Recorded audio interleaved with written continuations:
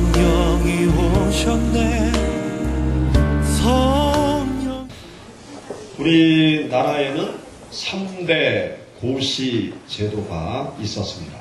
사법고시, 행정고시, 외무고시, 이렇게 3개의 고시 제도가 있었습니다.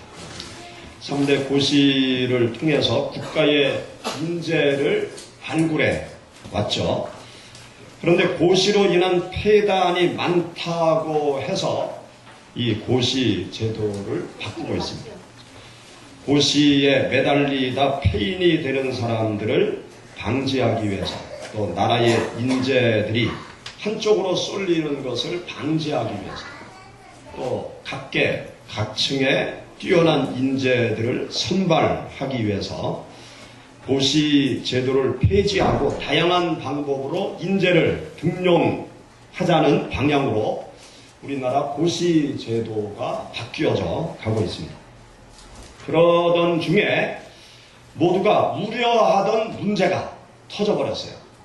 2010년 유명한 외교부 통상부 장관의 딸이 특채되는 사건이 이제 보도가 되었습니다.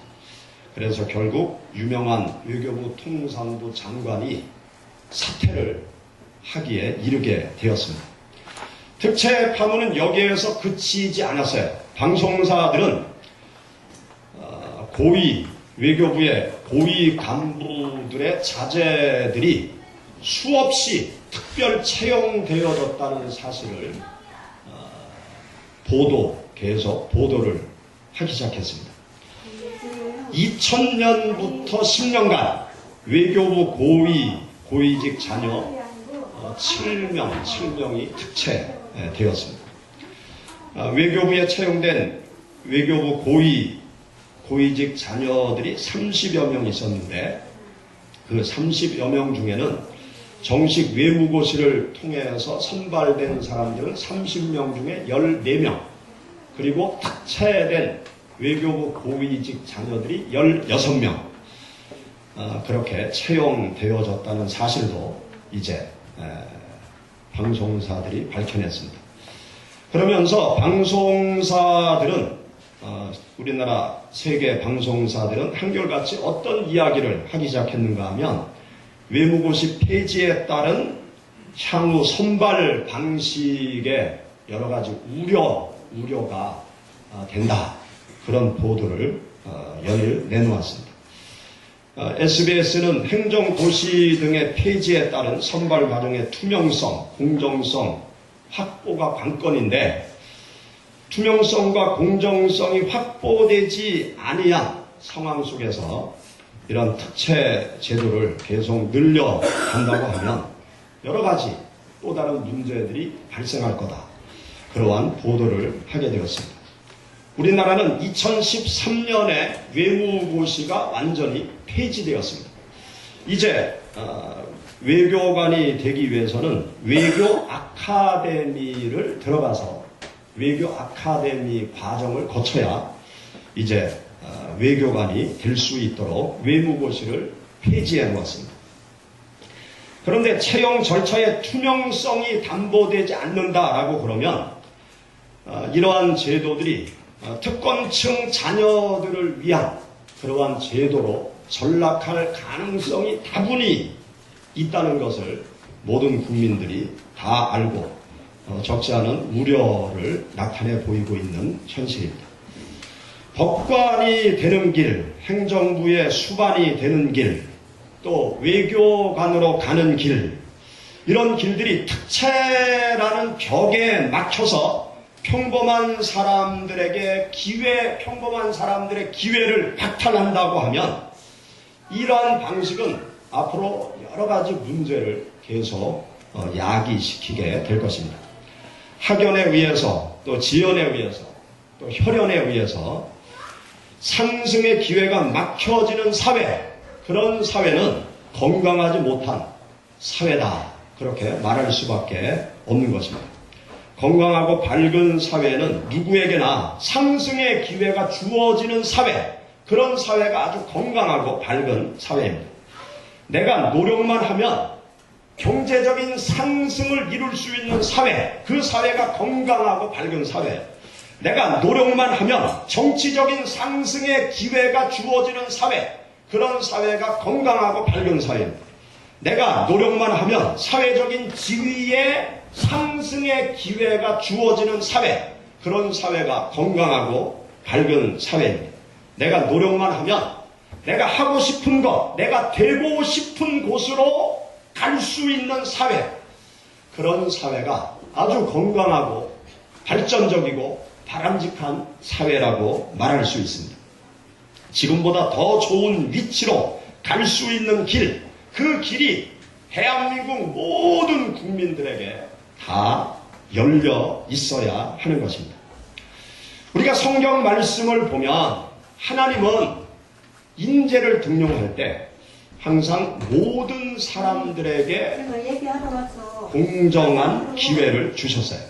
그리고 인재를 등록할 때 모든 사람들에게 기회를 허락하시는 것을 성경을 통해서 보게 되었습니다. 정치 지도자나 종교 지도자, 또 각 시대의 모든 사회의 지도자, 그 지도자들을 하나님께서 선발하실 때 보면 모든 사람들에게 다 기회가 열려져 있었던 것을 알 수 있습니다. 우리가 기억하고 있는 모세라는 이스라엘 민족의 지도자, 이 모세라는 사람은 이집트의 노예의 자식으로 세상에 태어났어요. 그리고 강에 버려짐을 당했다가 바로 공주의 특별한 은혜를 받고 궁중에서 성장을 했습니다. 그러다가 살인사건에 연루가 되면서 광야로 도망가서 40년 동안 잊혀져가는 모세, 그 모세를 하나님께서는 택하셔서 이스라엘 민족의 위대한 지도자로 하나님께서 그를 세우셨습니다. 또 이스라엘 역사 가운데 위대한 왕 다윗 왕은 목동이었어요. 들판에서 양을 치던 목동이었는데 하나님께서 그 목동을 택하셔서 이스라엘 역사의 전무후무한 위대한 왕으로 하나님께서 만드셨습니다. 또 각 시대마다 이스라엘 백성들을 향해서 하나님의 말씀을 선포했던 선지자들, 이 선지자들의 면면을 보면은요, 별의별 사람이 다 있어요. 농부도 있고 또 제사장의 아들도 있고 사회 각계각층의 많은 사람들 가운데 시대마다 필요한 하나님의 사람들을 하나님께서 택하셔서 하나님의 큰 일을 감당하도록 했던 것입니다. 이 땅에 오신 하나님이신 예수님께서 12명의 제자를 선택하실 때도 보면 당시 사회에 하층민에 속하고 있었던 어부들을 대거 당신의 제자로 택하셨어요. 그리고 세리도, 당시 맥로 취급을 받고 있었던 세리조차도 당신의 제자로 선발하셨습니다. 그리고 열심당원, 독립투사였던 시몬, 또 가룟 유다, 이런 사람들도 예수님께서 당신의 제자로 택하셨어요.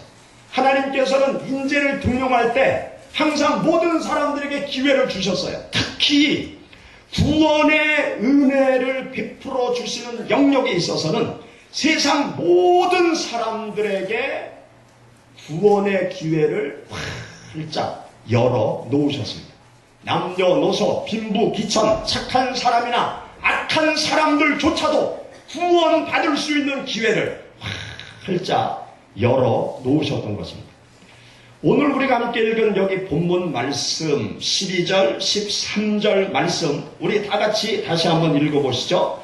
영접하는 자 곧 그 이름을 믿는 자들에게는 하나님의 자녀가 되는 권세를 주셨으니 이는 혈통으로나 육정으로나 사람의 뜻으로 나지 아니하고 오직 하나님께로부터 난 자들이니라. 16절 우리가 다 그의 충만한 데서 받으니 은혜 위에 은혜로라. 율법은 모세로 말미암아 주어진 것이요 은혜와 진리는 예수 그리스도로 말미암아 온 것이니라. 아멘. 예수 그리스도께서 이 땅에 오신 이유는 무엇인가 하면 예수 그리스도를 영접하는 모든 사람들을 구원하시기 위해서 예수님께서 이 땅에 오셨어요. 이 땅에 오신 예수 그리스도를 요한 사도가 소개하면서 어떤 말씀을 하고 있는가 하면 예수 그리스도를 영접하는 사람들은, 예수 그리스도를 믿는 사람들은 다 하나님의 자녀가 될 수 있다. 그렇게 말씀을 선포합니다.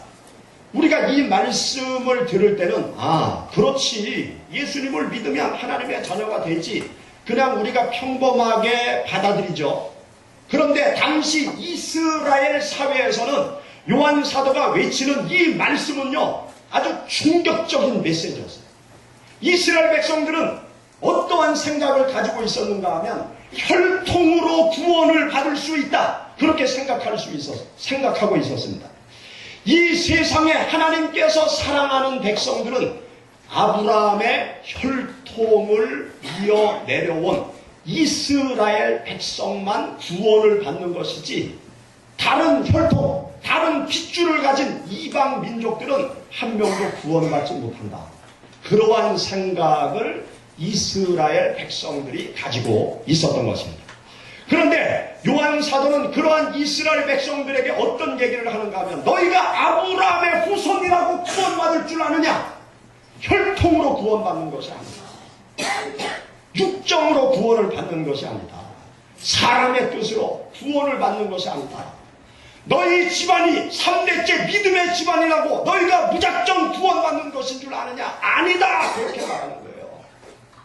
예수 그리스도를 영접해야 구원받을 수 있고, 예수 그리스도를 믿기만 하면 어느 누구든지, 어느 나라 사람이든지, 어떤 사람이든지 다 구원을 받을 수 있는 것이다.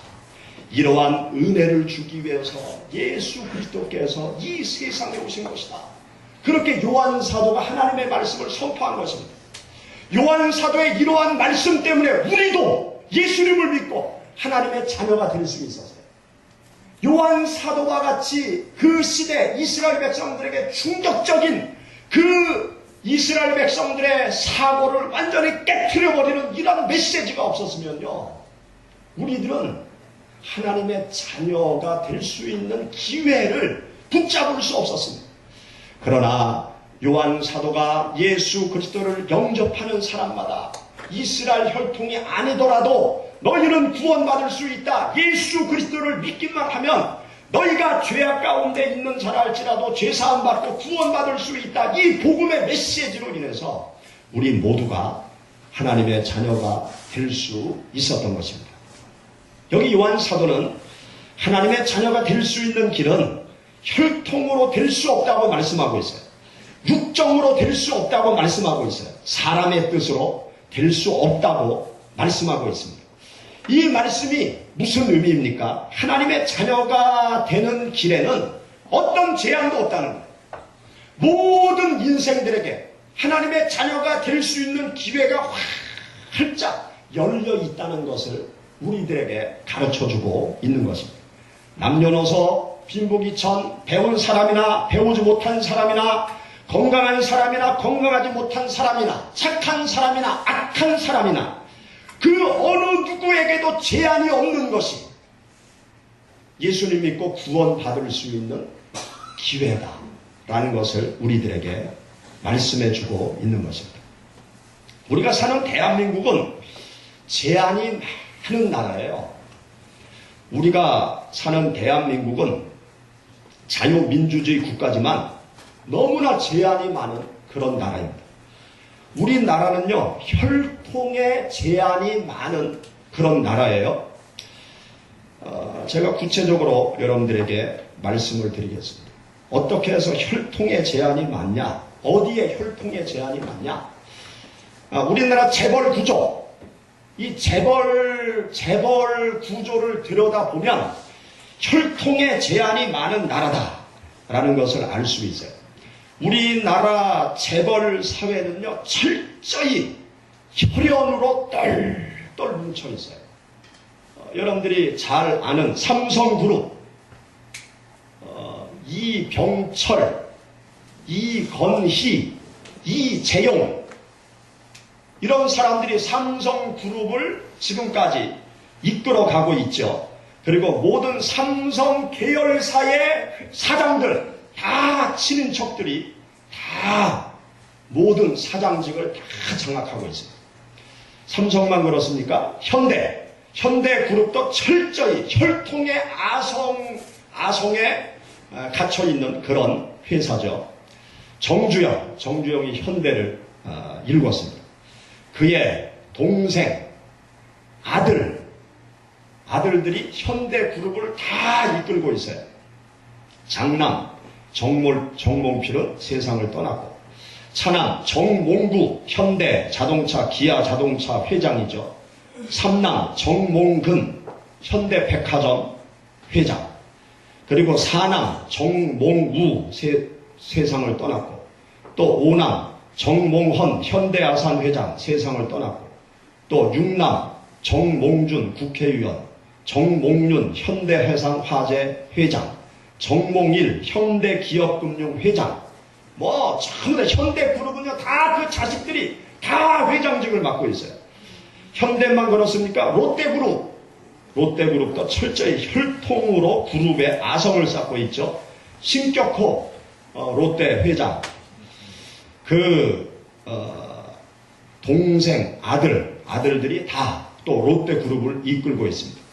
그의 동생 신춘호 농심 회장, 신선호 일본 산사스 회장, 신준호 롯데우유 회장, 그의 아들 신동주 일본 롯데 부사장, 신동빈 한국 롯데 부회장, 전부 그 일가가 다 모든 것을 일구고 있습니다. 우리나라 이 재벌 구조는요, 자기 혈통이 아니면 그 머리 꼭대기에 들어갈 수가 없어요. 그러나 하나님의 자녀가 되는 길에는 혈통의 제한이 없는 줄 믿으시기 바랍니다. 아멘. 오직 예수 그리스도를 믿기만 하면 누구든지 하나님의 자녀가 될 수 있는 기회를 주세요.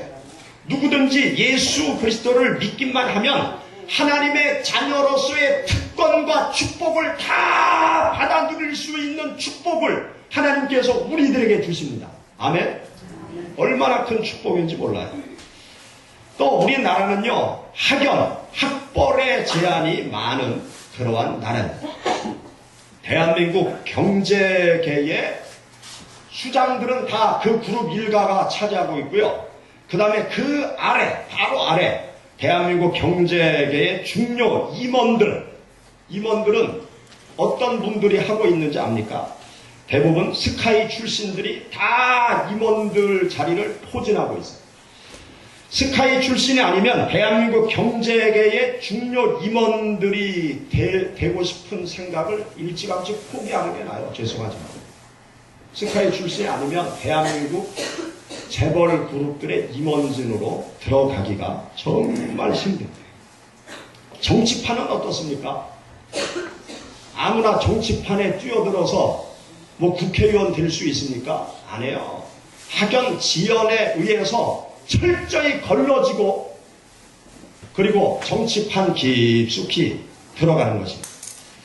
예체능계는 어떻습니까? 예능, 체육, 이 예체능계, 재능만 있다고 다 자기의 재능을 다 발휘할 수 있는 줄 압니까? 안 해요.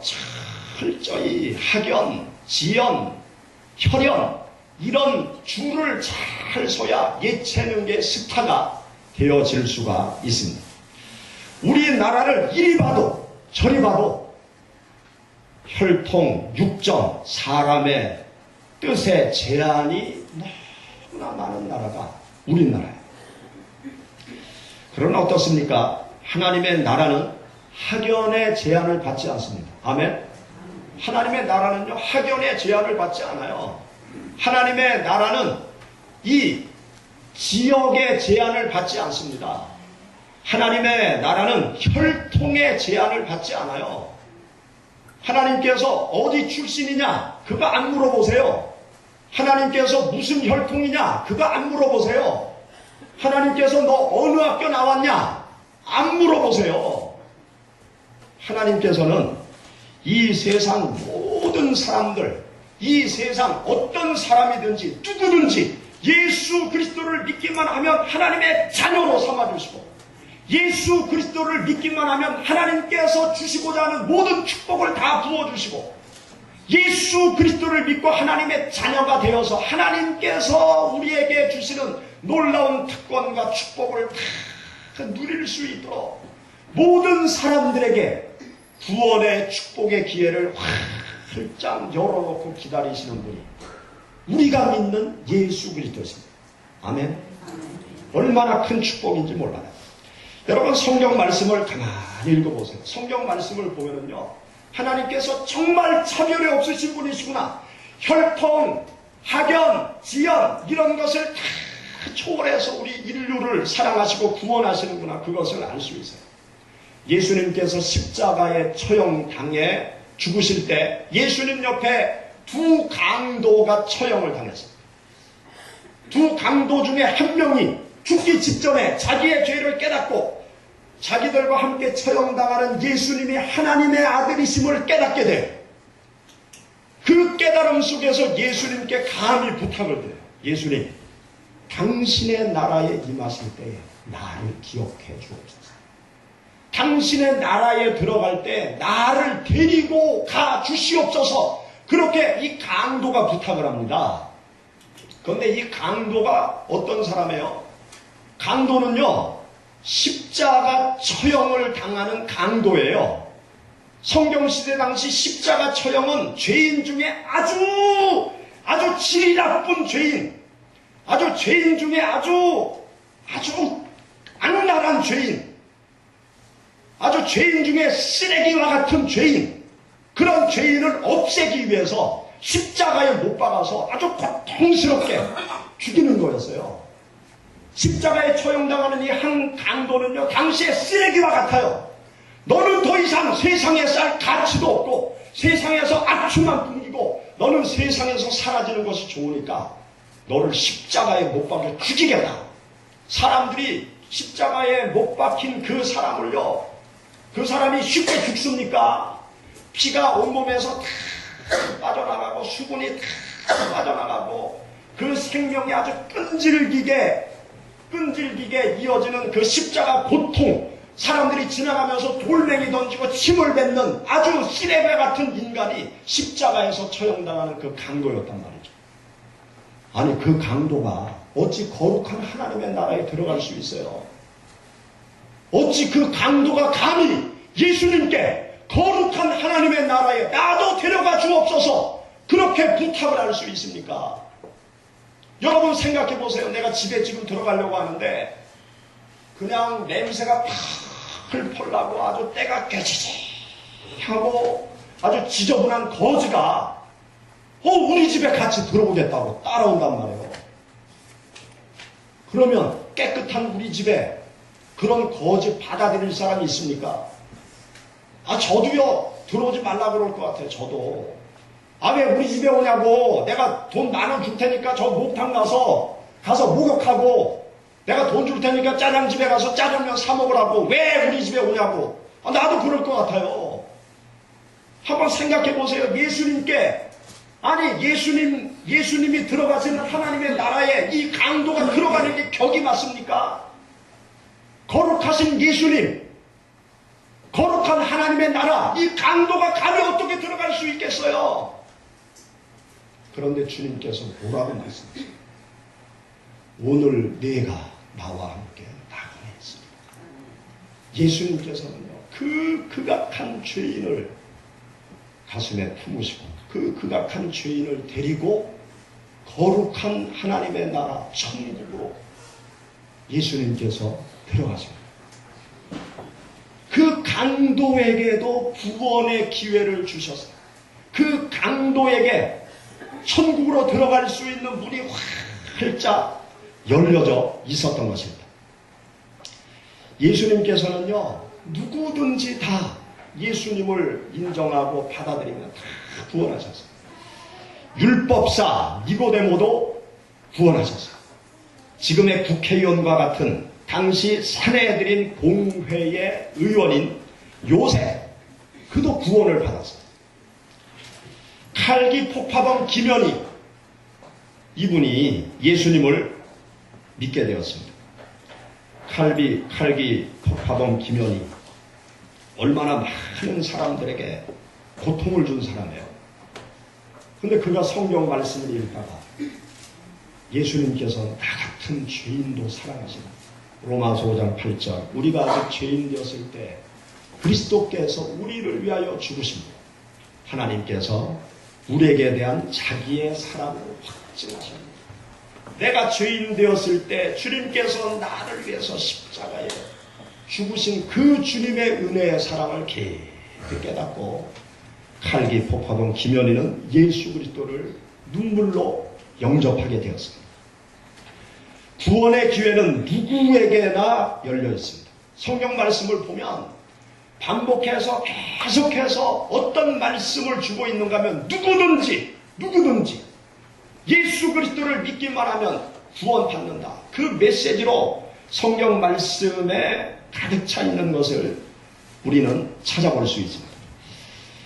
누가복음 12장 8절 말씀 가운데 보면 내가 또한 너희에게 말하노니 누구든지 사람 앞에서 나를 시인하면 인자도 하나님 사자들 앞에서 그를 시인할 것이요. 요한복음 7장 37절 명절 끝날 곧 큰날에 여호와 예수께서 서서 외쳐 이르시되 누구든지 목마르거든 내게로 와서 마시라.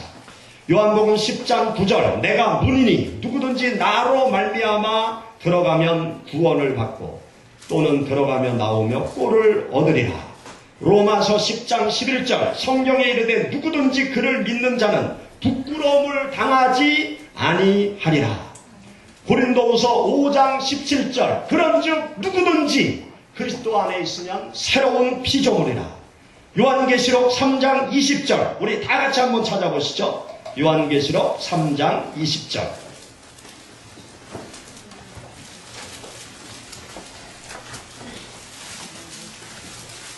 요한계시록 3장 20절 볼지어다 내가 문 밖에 서서 두드리노니 누구든지 내 음성을 듣고 문을 열면 내가 그에게로 들어가 그와 더불어 먹고 그는 나와 더불어 먹으리라. 아멘. 구원은 예수 그리스도를 믿기만 하면 누구든지 다 얻을 수 있는 것입니다. 구원의 기회는 모든 사람들에게 열려져 있는 것입니다. 하나님의 자녀가 될 수 있는 기회는 모든 사람들에게 열려져 있는 거예요. 사랑하는 여러분, 여러분들 가운데 아직도 예수님을 믿지 아니하는 분이 계십니까? 예수님을 마음 가운데 영접하지 못한 분이 계십니까? 나 같은 사람도 예수님께서 구원하실까 그런 생각을 가지고 계신 분이 계십니까? 성경은 말씀하고 있어요. 누구든지 내 음성을 듣고 문을 열면 내가 그에게로 들어가 그와 더불어 먹고 그는 나로 더불어 먹으리라. 내가 마음의 문을 열고 예수 그리스도를 영접하면 누구든지 다 구원하시겠다고 말씀하십니다. 아직도 예수님을 믿지 못하시는 분이 계시면 예수님을 영접하지 않고 계시는 분이 계시다고 하면 이 시간 예수님을 마음 가운데 모셔드리시기 바랍니다. 예수님께서 내 마음 가운데 좌정하실 것입니다. 나를 영원한 천국으로 인도하실 것입니다. 구원의 축복은 모든 사람들에게 열려져 있는 것입니다. 세상 모든 사람들에게 구원의 축복을 주시기 위해서 예수님께서 이 세상에 오셨어요. 이 세상에 오신 예수님께서 모든 사람을 구원하기 위해서 십자가 죽음의 길로 걸어가신 것입니다. 그렇기 때문에 우리는 날마다 세상 모든 사람들에게 예수 그리스도를 전파해야 돼요. 세상 모든 사람들에게 예수 그리스도를 믿고 구원받을 수 있는 기회를 만들어주는 일을 우리 모두가 앞장서서 감당해 나가야 됩니다. 우리가 복음의 말씀을 증거할 때 내가 좋아하는 사람뿐만이 아니라 내가 싫어하는 사람에게도 복음을 전해야 돼요. 구원받을 기회를 주기 위해서 내 마음에 들지 않는 사람에게도 예수 그리스도의 복음의 말씀을 증거해야 돼요. 나는 그를 미워하지만 예수님은 그를 구원하기를 원하신다는 사실을 우리는 믿음의 눈을 떠서 마음을 넓혀서 바라보아야 될 것입니다. 우리 마가복음 16장 15절 우리 다 같이 마지막으로 같이 읽어보시죠. 마가복음 16장 15절 또 이르시되 너희는 온 천하에 다니며 만민에게 복음을 전파.